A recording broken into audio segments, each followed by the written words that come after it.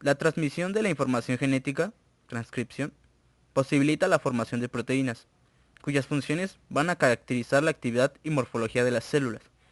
Pero la regulación de los tipos y cantidades de proteínas presentes en cada momento constituye un tema de tanta relevancia como el propio hecho de la síntesis. Las células son estructuras muy organizadas, cuyas moléculas se ordenan de forma rigurosa.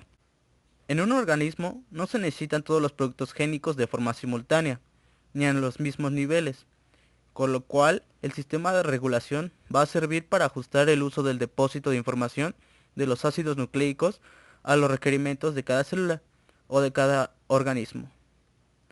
A la regulación de la síntesis de las macromoléculas se le denomina regulación de la expresión génica. Esta regulación puede llevarse a cabo en cualquier etapa de la síntesis o de la maduración de las macromoléculas, y atendiendo a muchas variables, se desarrollará en el punto más adecuado. La vía que conduce desde el ADN hasta las proteínas está formada por múltiples etapas, y existen pruebas de que todas ellas se pueden controlar. Uno de los puntos de regulación más importantes se realiza a nivel de la transcripción, ya que al ser esta la etapa inicial de trasvase de información genética, se consigue el control en el inicio, lo que supone la mejor pauta de actuación, ya que se consigue el máximo ahorro energético. Existen una serie de genes que se expresan constantemente, denominándose genes constitutivos. El producto de su expresión son moléculas necesarias de forma continua en todos los momentos de existencia de la célula o del organismo.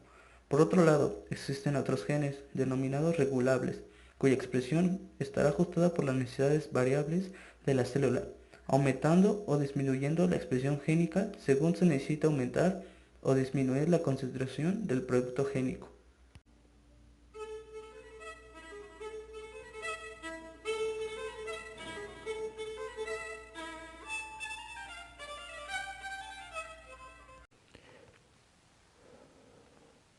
La importancia de la regulación de la expresión de los genes. Los genes deben ser regulados ya que no es necesario que se expresen, transcriban y traduzcan todo el tiempo, sino cuando es necesario. En el caso de la regulación de los genes es mucho más compleja y depende de varios eventos. La regulación dada por las secuencias de ADN, en este caso el ADN posee muchas secuencias regulatorias o elementos de respuesta o secuencias internas de un promotor.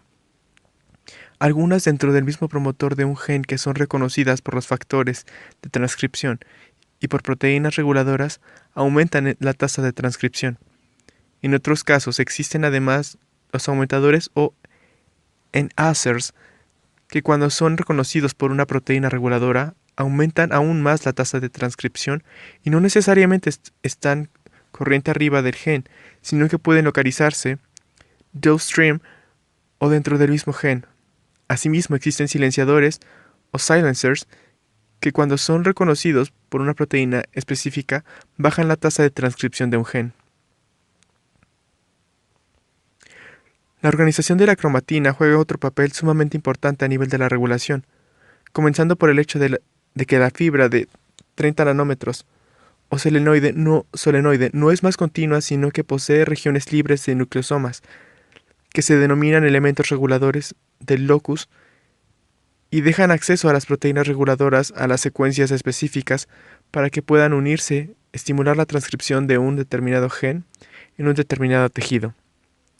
Estos patrones de la cromatina son propios de cada tejido, dependiendo de que sus genes se requieren activos. A su vez hay cambios de las histonas que favorecen o frenan la expresión, facilitando su afinidad con el ADN o reduciéndola, y de esta manera favoreciendo la transcripción y o limitándola.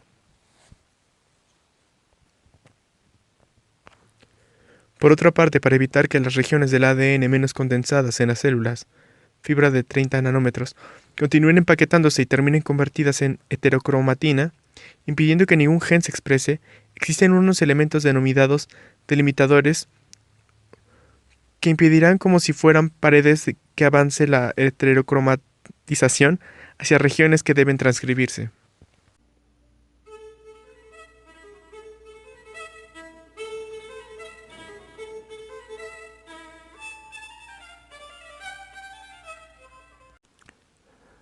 Concepto de Operon: gen represor, gen regulador y genes estructurales. Un óperon es una unidad de transcripción regulada coordinadamente en bacterias. El modelo óperon fue propuesto por Jacob Mondop y Waldman, basado en sus estudios genéticos y bioquímicos sobre las mutaciones de E. coli que requieren lactosa. Un óperon es una unidad de cromosoma bacteriano formado por los siguientes componentes. Gen represor, que por lo general se localiza adyacente al promotor o se trasplaza con él. Sirve como sitio de unión para la proteína llamada represor. Este es un ejemplo de una proteína reguladora de gen, un polipéptido que reconoce una secuencia específica dentro del DNA y se une a esta con alta afinidad. Las proteínas que se unen al DNA, como los represores bacterianos, tienen una función predominante para determinar si un segmento particular del genoma se transcribe o no. Gen regulador. Los genes reguladores de un óperon, los cuales codifican las enzimas y suelen yacer uno junto al otro. La RNA polimerasa se mueve de un gen estructural al siguiente, transcribiendo en un solo mRNA. Un mensajero de esta naturaleza, que contiene información de varios polipéptidos, recibe el nombre de mRNA. Este después es traducido en las múltiples enzimas individuales de la vía metabólica.